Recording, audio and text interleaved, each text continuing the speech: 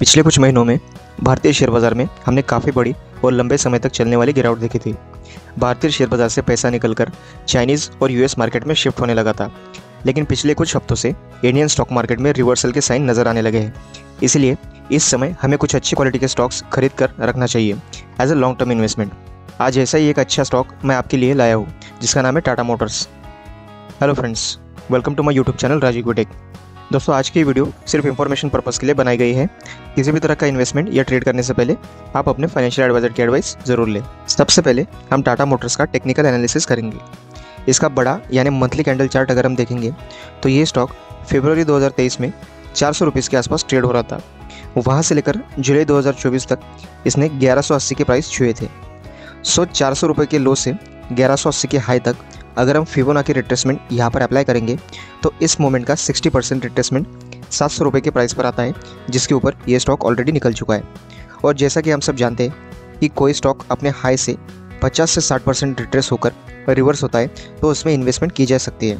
Weekly candle chart में ऊपर एक रेजिस्टेंस ट्रेंड लाइन आपको दिखाई देगी, जिसका ब्रेकआउट इसने ऑलरेडी दे दिया है। और डेली टाइम फ्रेम चार्ट पर स्टॉक अपने 50 डेज सिंपल मूविंग एवरेज से ऊपर निकलकर अब अपने 100 डेज सिंपल मूविंग एवरेज के काफ़ी करीब आ चुका है। स्टॉक का RSI यानी कि रिलेटिव स्ट्रेंथ भी 64 है, जो कि काफ़ी अच्छा है। और पिछले कुछ दिनों से स्टॉक में वॉल्यूम भी अच्छा बिल्डअप हो रहा है। टेक्निकल एनालिसिस के बाद अब हम देखेंगे कि ये कंपनी अपनी ग्रोथ बढ़ाने के लिए क्या क्या कर रही है, यानी हम यहाँ पर थोड़ा सा फंडामेंटल एनालिसिस करेंगे। सबसे पहले हम JLR यानी कि जैगुआर लैंड रोवर, जो कि टाटा की ही कंपनी है, इसकी प्रोग्रेस को समझेंगे। दोस्तों, JLR हमेशा से ही टाटा के रेवेन्यू में एक बड़ा कंट्रीब्यूटर रहा है। JLR के मामले में नॉर्थ अमेरिकन मार्केट अभी भी स्ट्रॉन्ग है। यूरोप और UK में पहले थोड़ा स्लो डाउन था, लेकिन अब इन दोनों मार्केट से भी इंप्रूवमेंट आना शुरू हो गया है। चाइनीज़ मार्केट JLR के लिए अभी भी थोड़ा चैलेंजिंग है, लेकिन इसके बावजूद भी JLR अपने कॉम्पिटिटर से थोड़ा अभी भी आगे है।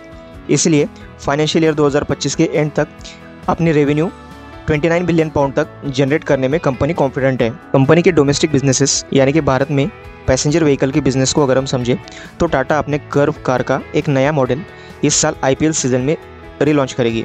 कंपनी अपने प्रोडक्ट मार्केटिंग और सर्विस नेटवर्क को और ज़्यादा बढ़ाने के लिए लगातार कोशिश कर रही है।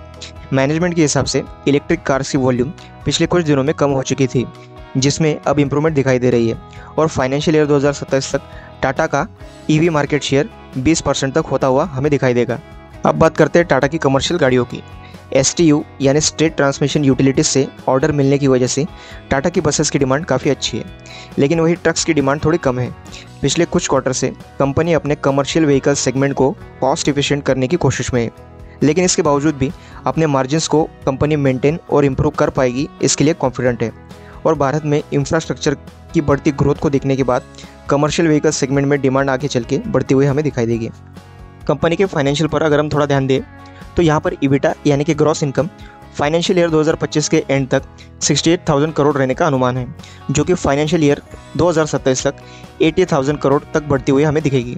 इसी के साथ कंपनी का नेट प्रॉफिट भी, जो फाइनेंशियल ईयर 2025 में 22,000 करोड़ का था, वो फाइनेंशियल ईयर 2027 तक 31,000 करोड़ तक बढ़ता हुआ हमें दिखेगा।